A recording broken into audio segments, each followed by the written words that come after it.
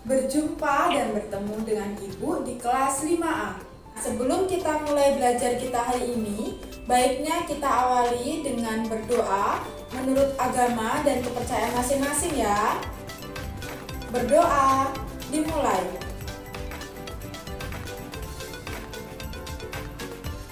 Berdoa, selesai. Anak-anak, hari ini kita akan belajar tema 1 tentang organ gerak hewan dan manusia, subtema 2 tentang manusia dan lingkungan, mata pelajaran IPS, kompetensi dasar 3.1 dan 4.1.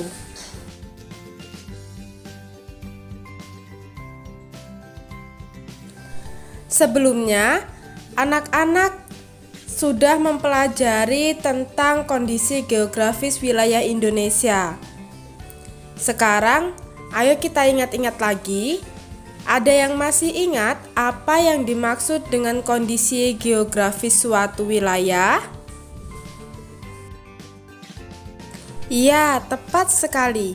Kondisi suatu wilayah adalah keadaan muka bumi dari aspek letak, cuaca, iklim, relief, jenis tanah, flora dan fauna, serta sumber daya alamnya. Berkaitan dengan usaha memahami ciri-ciri unsur lingkungan fisik geografis suatu wilayah, kita dapat menggunakan gambaran yaitu peta. Anak-anak, jika sebelumnya kita sudah mempelajari tentang kondisi geografis suatu wilayah, maka hari ini kita akan belajar tentang karakteristik geografis Indonesia dalam peta. Kemudian kita akan belajar kekayaan apa saja yang ada di Indonesia. Kemudian kita akan belajar tentang kenampakan alam di Indonesia dan juga tentang iklim yang ada di Indonesia. Sudah siap untuk belajar hari ini? Jika sudah siap, sekarang anak-anak silakan perhatikan penjelasan materi berikut ini. Yang pertama, kita akan belajar tentang karakteristik geografis Indonesia dalam peta. Sebelumnya juga kita sudah membahas sedikit tentang peta pada pertemuan sebelumnya. Jadi, peta adalah gambaran seluruh atau sebagian permukaan bumi. Gambaran tersebut dilukiskan di suatu bidang datar dengan skala tertentu. Gambaran permukaan bumi yang dilukiskan meliputi wilayah yang sempit ataupun wilayah yang luas. Perlu anak-anak ketahui bahwa terdapat dua macam peta, yaitu yang pertama itu ada peta umum dan juga ada peta khusus. Peta umum adalah peta yang menggambarkan suatu daerah secara umum. Dalam peta umum, hal yang biasa digambarkan adalah kenampakan alam dan juga kenampakan buatan yang ada di daerah tertentu. Yang kedua ada peta khusus. Peta khusus adalah peta yang menggambarkan hal-hal khusus dari suatu daerah. Peta khusus biasanya disebut juga sebagai peta tematik. Peta khusus lebih spesifik dalam menggambarkan hal tertentu, misalnya peta kependudukan di Indonesia. Peta kependudukan di Indonesia menjelaskan berbagai informasi mengenai kependudukan, antara lain seperti jumlah penduduk perempuan dan laki-laki, kemudian ada kepadatan penduduk, angka jenis kelamin, sebaran penduduk, dan juga penduduk agraris yang ada di Indonesia. Anak-anak, sekarang bisa anak-anak perhatikan di situ terdapat gambar peta wilayah kedaulatan dan yurisdiksi nasional Republik Indonesia. Bisa anak-anak perhatikan sendiri pada gambar tersebut. Terdapat peta wilayah Indonesia di mana di situ terdapat nama daerahnya dan juga setiap daerah diberikan warna sendiri.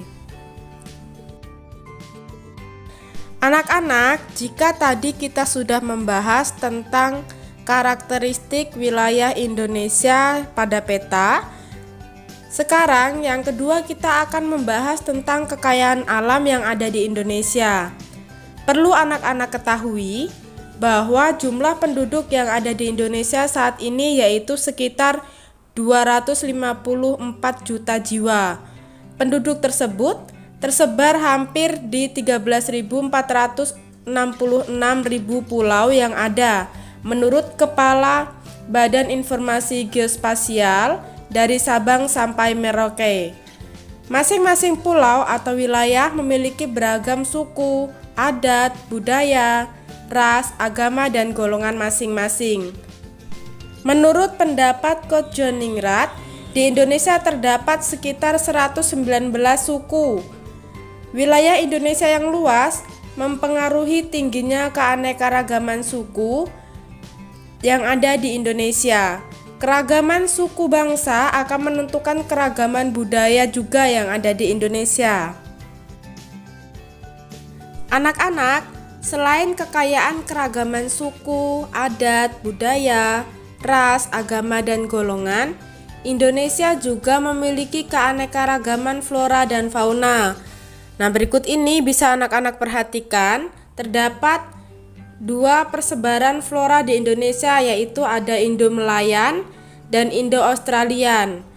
Untuk Indo-Malayan meliputi kawasan Indonesia bagian barat seperti Kalimantan, Sumatera, Jawa, dan Bali.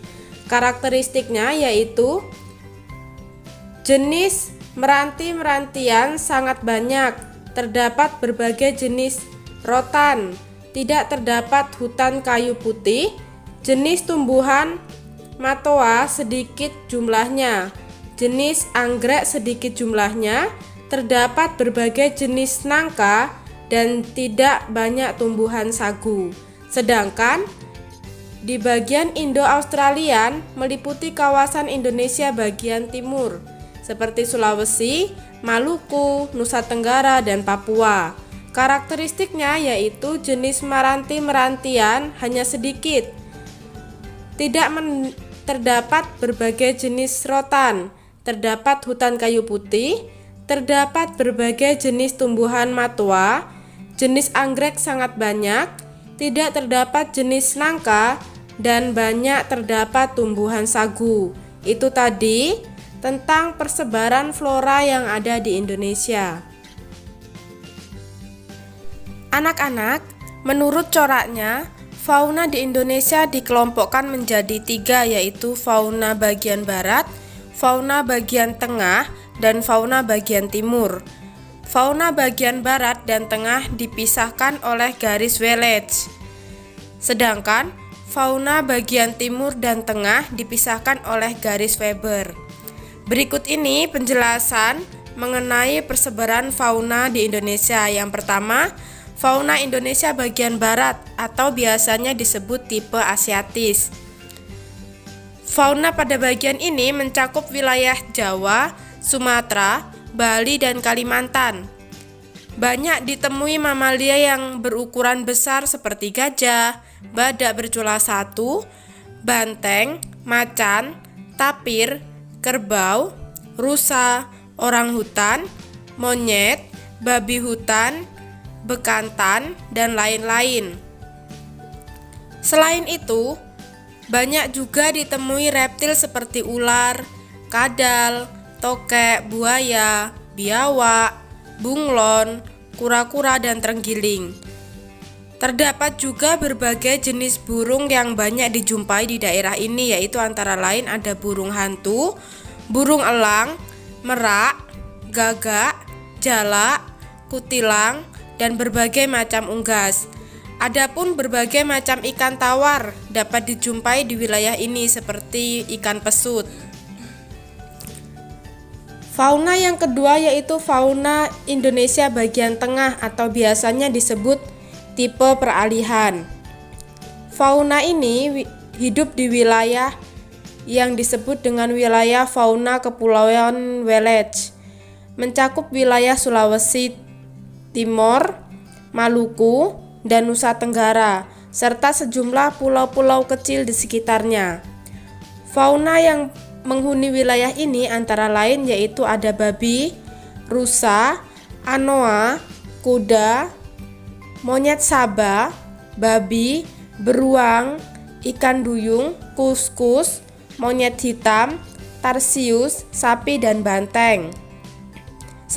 itu juga terdapat reptil yang menghuni wilayah ini, yaitu diantaranya ada biawak, komodo, buaya, dan ular, serta berbagai jenis burung yang banyak dijumpai di daerah ini, yaitu antara lain ada burung maleo, mandar, raja udang, burung dewata, rangkong, dan kakak tua serta nuri. Selanjutnya anak-anak, fauna yang ketiga yaitu ada fauna Indonesia bagian timur atau biasanya disebut tipe Australik. Fauna ini mencakup wilayah Halmahera, Papua, dan Kepulauan Aru. Mamalia yang banyak ditemui di wilayah ini yaitu ada beruang, kanguru, walabi, landak irian, kuskus, kanguru pohon, pemanjat berkantung, dan kelelawar. Di wilayah ini tidak ditemukan kera. Banyak juga ditemui jenis reptil seperti ular, kadal, buaya, dan biawak. Selain itu, di wilayah ini juga terdapat berbagai jenis burung yaitu seperti cendrawasih, kasuari, nuri, raja, dan juga namudur. Adapun jenis ikan air tawar di wilayah ini relatif sedikit. Anak-anak, banyak faktor yang membuat bangsa Indonesia menjadi sebuah bangsa yang besar, yang bisa bersanding dengan bangsa-bangsa besar lainnya yang ada di dunia. Nah, berikut ini faktor-faktor tersebut diantaranya yaitu yang pertama, di Indonesia mempunyai nilai-nilai luhur yang hidup di tengah-tengah masyarakat. Kemudian, wilayah Indonesia yang luas dan berupa kepulauan. Selanjutnya, Indonesia terletak atau memiliki letak geografis dan strategis. Yang keempat, besarnya jumlah penduduk. Kemudian Indonesia memiliki beragam suku, ras, agama, dan golongan. Selain itu juga, Indonesia memiliki beragam budaya, sosial, dan ekonomi. Anak-anak, keberagaman yang dimiliki oleh bangsa Indonesia tidak terlepas dari pengaruh luasnya wilayah Indonesia. Wilayah Indonesia berupa kepulauan yang terdiri atas pulau besar dan kecil, baik yang berpenghuni maupun yang tidak berpenghuni. Meskipun demikian, keragaman yang ada di Indonesia bukanlah menjadi pemecah, justru menjadi pemersatu bangsa dengan berlandaskan Pancasila. Anak-anak, pembahasan kita yang ketiga yaitu tentang kenampakan alam Indonesia. Perlu anak-anak ketahui, alam Indonesia dikenal sangat indah dan kaya akan berbagai sumber daya alam. Kenampakan bentang alam yang ada di Indonesia yaitu antara lain ada laut, pantai, dataran rendah, lembah subur, padang rumput, sungai, danau, bukit, pegunungan, dan juga gunung. Masing-masing wilayah Indonesia memiliki karakteristik masing-masing yang membedakan antara wilayah yang satu dengan wilayah yang lainnya yang ada di Indonesia. Kenampakan bentang alam berdasarkan wilayahnya dibedakan menjadi dua, yaitu ada wilayah darat dan wilayah perairan. Kenampakan alam pada wilayah darat yaitu meliputi dataran rendah dan dataran tinggi atau biasa disebut gunung dan juga pegunungan.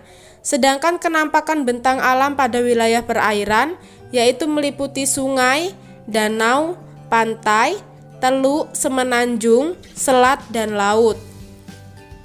Tidak hanya kenampakan alam saja yang ada di Indonesia, tetapi juga ada kenampakan buatan. Kenampakan buatan biasanya disengaja dibuat oleh manusia untuk memenuhi kebutuhan hidupnya. Beberapa contoh kenampakan buatan yang ada di Indonesia yaitu ada waduk, bendungan, kawasan industri, pelabuhan, banda, dan perkebunan. Anak-anak, pembahasan keempat kita hari ini yaitu tentang iklim di Indonesia.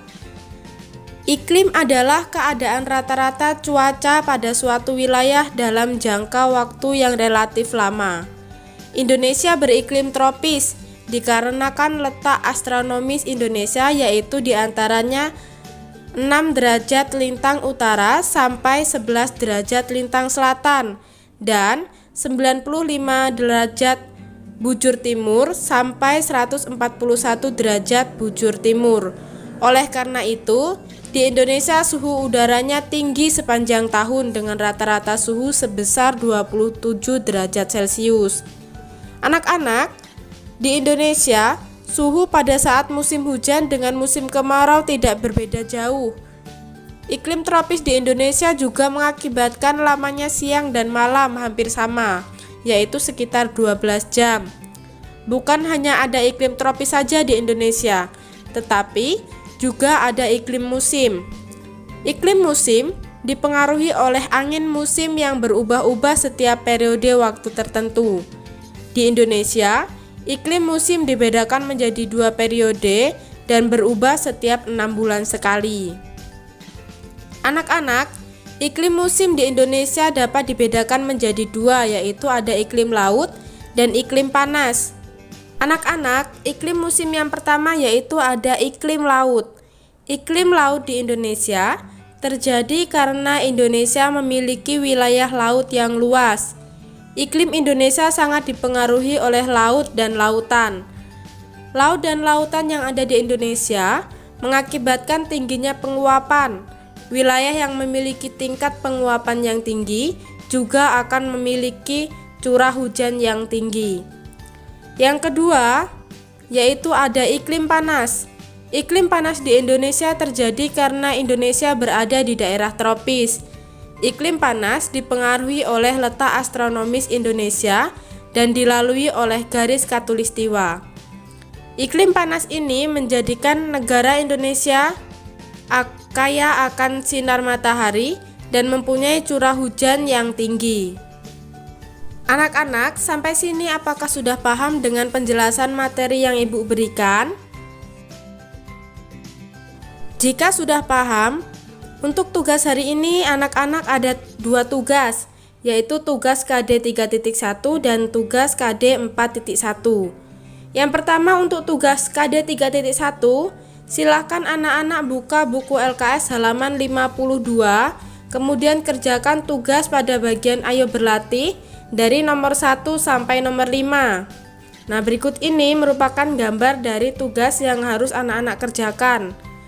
Silakan anak-anak kerjakan tugasnya yang KD 3.1 boleh di buku LKS atau bisa anak-anak salin soalnya di buku tulis kemudian beri jawabannya.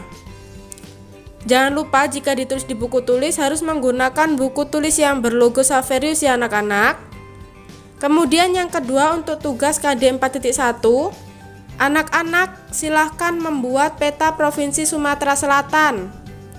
Kemudian peta yang anak-anak buat tadi diberi warna sebagus mungkin. Buatnya di buku gambar ya anak-anak. Kemudian peta Provinsi Sumatera Selatan pastinya memiliki berbagai tempat di dalamnya. Nah, dari peta yang anak-anak buat tadi, silahkan tuliskan nama tempat atau wilayah pada peta Provinsi Sumatera Selatan tersebut. Jika sudah, tugas-tugasnya silahkan kirim melalui Google Classroom bagi yang sudah bergabung. Jika yang belum bergabung di Google Classroom, silahkan kirim tugasnya melalui WA pribadi Ibu. Sampai sini sudah paham dengan materi dan tugas yang harus dikerjakan. Nanti jika ada pertanyaan, silahkan anak-anak chat pribadi Ibu melalui WA. Nah anak-anak, sampai di sini dulu pembelajaran kita untuk hari ini. Semoga apa yang Ibu sampaikan dalam pembelajaran hari ini bisa bermanfaat untuk anak-anak dan bisa anak-anak perhatikan dan pelajari dengan baik. Sampai jumpa di pertemuan selanjutnya pada materi selanjutnya. Tetap jaga kesehatan. Tuhan memberkati. Sampai jumpa. Bye-bye.